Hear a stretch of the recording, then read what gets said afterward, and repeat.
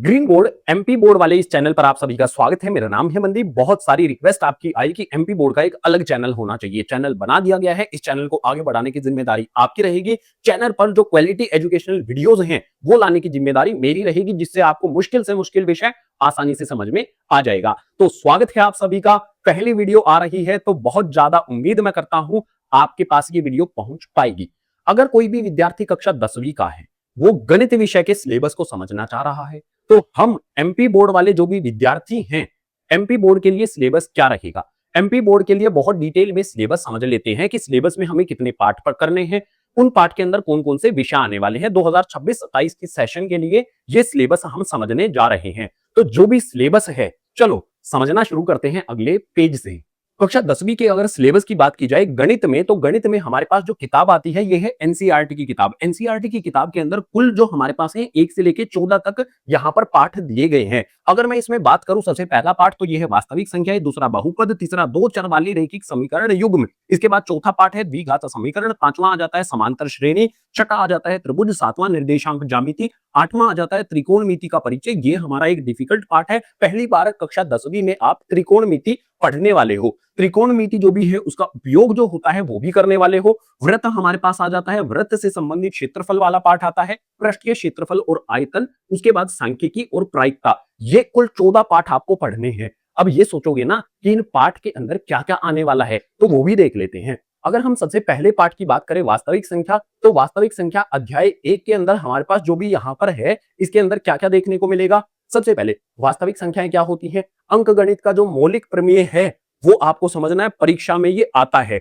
इसके बाद आपको लघुत्तम समापवर्तक यानी कि एलसीएम, महत्तम समापवर्तक यानी कि एचसीएफ पढ़ना है।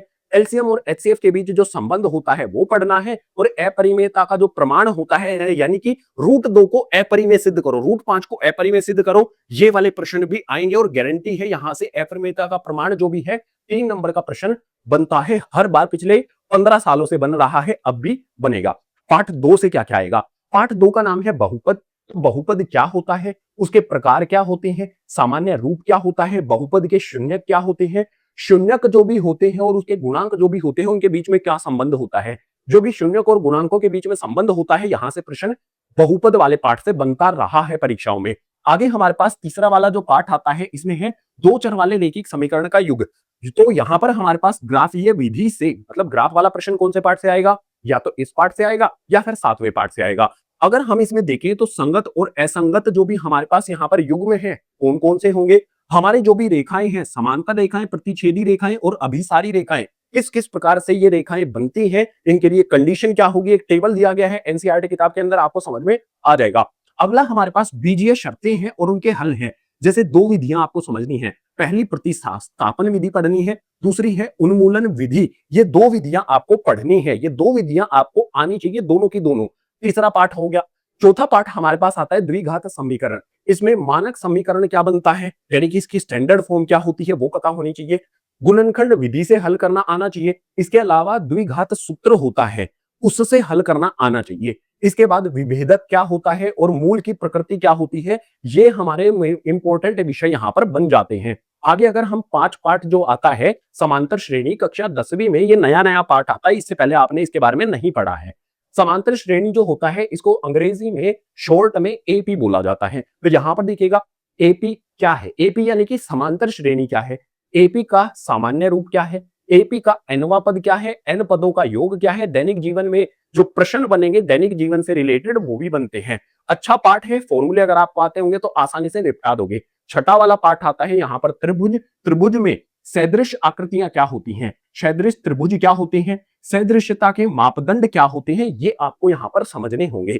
इसके बाद हमारे पास यहाँ पर अगला बिंदु नहीं है, मूल समानुपात प्रमेय आती है, जिसको हम थेल्स प्रमेय भी बोलते हैं या फिर इसको बीपीटी थ्योरम बोला जाता है। बीपीटी थ्योरम भाई पिछले 10 साल से ये परीक्षाओं में आ रही है, अब की बार भी आएगी, ये गारंटी है। अगली थ्योरम आती है मूल समानुपात प्रमेय का विलोम, यानी कि जो भी हमारे पास ये थेल्स प्रमेय है इसी का विलोम जो हमारे पास थ्योरम बनती है। ये दो थ्योरम यहाँ पार्ट नंबर 6 में आती है, दोनों आपको आनी चाहिए, मैंने करा रखे हैं दोनों की दोनों। उसके बाद हमारे पास यहाँ पर समरूप जो होते हैं, हमारे पास सदृश जो होते हैं ना, इनको समरूप भी बोला जाता है। सदृश यानी कि एक जैसे दिखाई देने वाले, समरूप यानी कि एक जैसे दिखाई देने वाले, दोनों का मतलब एक ही होगा, सदृश या फिर समरूप। तो समरूपता की कुछ कसौटी होती है, ये हमारे पास 3 कसौटी होती हैं, पहली, ये दूसरी और ये हमारे पास तीसरी। समरूपता की 3 कसौटियां होती है, वो 3 कसौटियां आपको आनी चाहिए। इनका इस्तेमाल कैसे करना है, हट करा के मैंने समझा रखा है, ठीक है।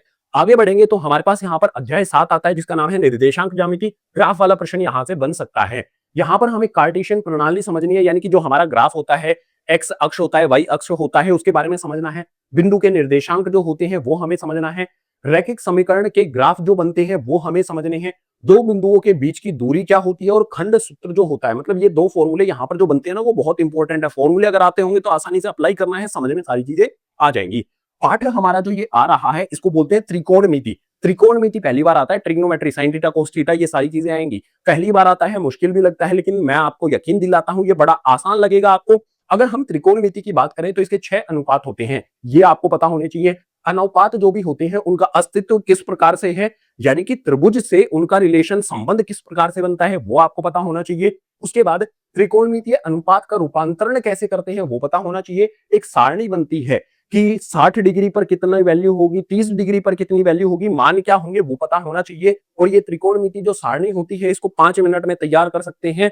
ट्रिक होती है, मैंने सारी करा रखी है, ठीक है। त्रिकोणमितीय सर्व समीकरण होती है, 3 फॉर्मूले होते हैं, वो आपको आसानी से याद हो जाएंगे।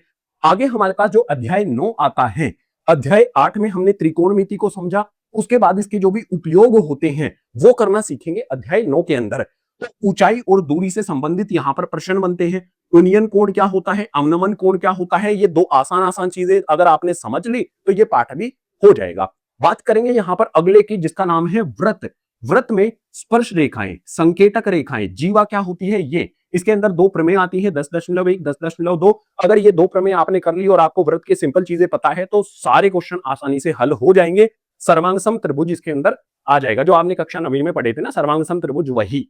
आगे हम बात करेंगे यहाँ पर पाठ नंबर 11, वृत्तों से संबंधित क्षेत्रफल। इसमें बहुत सारे फॉर्मूले आते हैं, अगर आपको सारे फॉर्मूले पता है आसानी से सारे प्रश्न जो है वो हल कर सकते हो, कैलकुलेशन करनी पड़ेगी बस।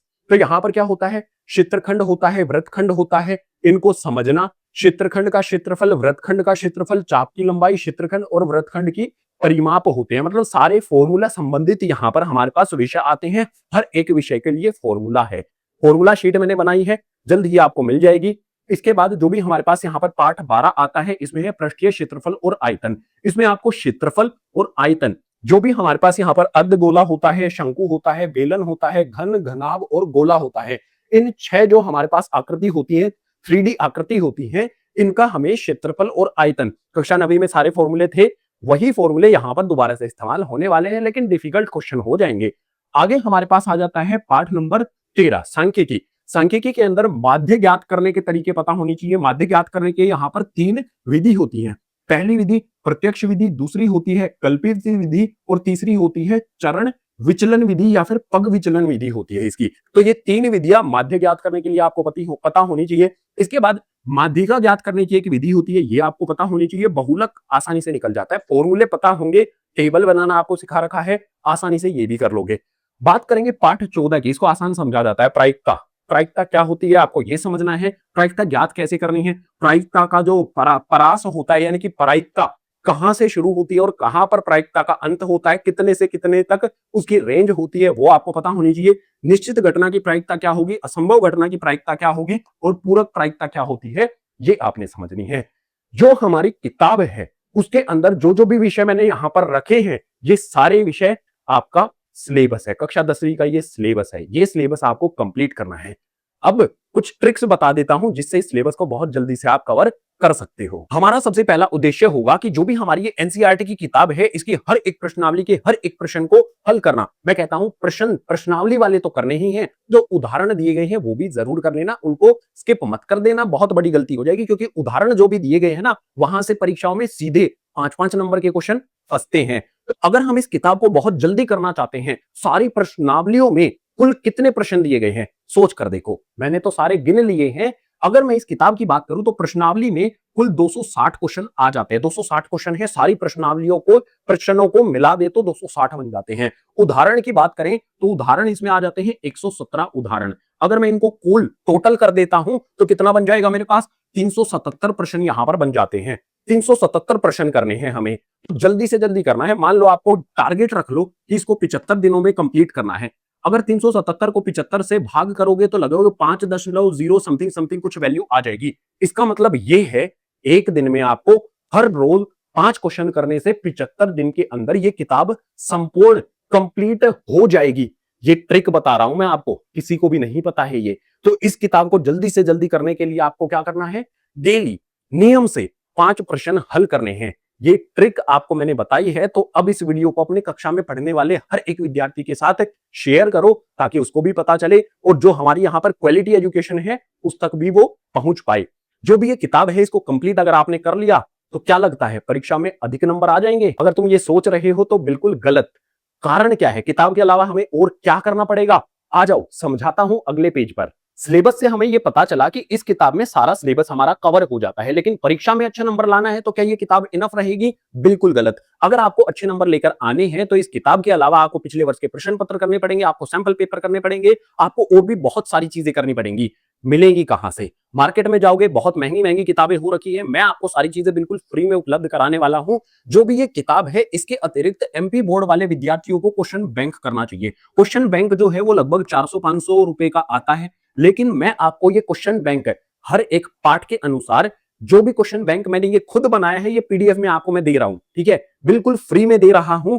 कहां पर मिलेगा? डिस्क्रिप्शन बॉक्स में टेलीग्राम ग्रुप बनाया गया है, टेलीग्राम चैनल बनाया गया है, उसको ज्वाइन करो। वहां पर धीरे धीरे करके जो भी इस किताब के अंदर 14 पार्ट आते हैं, हर पार्ट के प्रश्न जो भी आते हैं पिछले वर्ष के इस क्वेश्चन बैंक के अंदर रखे गए हैं। इंपॉर्टेंट क्वेश्चन जो होते हैं, प्रश्न होते हैं, वो इस क्वेश्चन बैंक के अंदर रखे गए हैं, तो वो मैं आपको धीरे धीरे करके उपलब्ध करा दूंगा। इसके अतिरिक्त क्वेश्चन बैंक के अतिरिक्त टेलीग्राम चैनल पर आपको पीडीएफ में नोट्स मिल जाएंगे। ये मत सोचना कि सिर्फ गणित ही यहां पर होने वाला है। इस चैनल पर गणित के साथ साथ विज्ञान और भी अन्य विषय हम कराने वाले हैं, यानी कि सारे सब्जेक्ट लगभग यहां पर इंक्लूड आपके हो जाएंगे। तो उन सभी के नोट्स आपको मिलेंगे, पिछले वर्ष के प्रश्न पत्र होते हैं वो मिल जाएगा, फॉर्मूला शीट बनाई है, फॉर्मूला शीट 200 से 300 रुपए में मार्केट में आती है, मैंने आपके लिए बिल्कुल फ्री में तैयार की है, आपको जल्द ही मिल जाएगी, ठीक है। इसके बाद सैंपल पेपर होते हैं या और भी अन्य जो हमारे पास स्टडी मटेरियल होता है, सारा का सारा आपको मिलेगा टेलीग्राम पे, उसका लिंक दिया है, जरूर ज्वाइन कर लेना है। तो ये सारा सिलेबस अगर आप अच्छे से करोगे, इस एनसीईआरटी किताब के साथ साथ क्वेश्चन बैंक को भी सोल्व करोगे तो अच्छे नंबर आपके आ जाएंगे एमपी बोर्ड में अगर आप पढ़ते हो। अब बारी आएगी इस चैनल की। आप सभी की रिक्वेस्ट पर यह चैनल बनाया गया है। बहुत सारे मैसेजेस मेरे पास आए कि एमपी बोर्ड के लिए अलग से चैनल बनाओ, मैंने बना दिया है। अब जिम्मेदारी है आपकी, इस चैनल पर जो भी वीडियो आती है उसको आगे बढ़ाना, लाइक करके, शेयर करके, अपनी कक्षा में पढ़ने वाले जो भी विद्यार्थी हैं उनको बताओ कि एक चैनल ऐसा है जो मुफ्त में सारी चीजें आपको उपलब्ध करा रहा है। चैनल को सब्सक्राइब करो और करवाओ। चैनल को आगे बढ़ाने की जिम्मेदारी आपकी रहेगी। जो भी इस चैनल पर क्वालिटी एजुकेशनल वाली वीडियोज हैं, जिससे मुश्किल विषय को बड़ी आसानी से समझाया जाता है, वो वीडियोस लाना मेरी जिम्मेदारी रहेगी। सिलेबस पूरा कराना मेरी जिम्मेदारी रहेगी। जो भी ये स्टडी मटेरियल है ये उपलब्ध कराना मेरी जिम्मेदारी रहेगी। चैनल को आगे बढ़ाने की जिम्मेदारी आपके हाथों में देता हूं। तो जो भी हमारा ये सिलेबस वाली वीडियो है ये तो हो गई है कंप्लीट। अब जो हमारा अगला विषय हम शुरू करेंगे, गणित की वीडियोस बहुत जल्द शुरू हो जाएंगी। हर एक वीडियो अच्छे से देखनी है शुरू से अंत तक। हर एक वीडियो को शेयर भी आपने करना है। तो सिलेबस वाली वीडियो का करते हैं अंत। मिलूंगा आपसे अगली एजुकेशनल वीडियो में।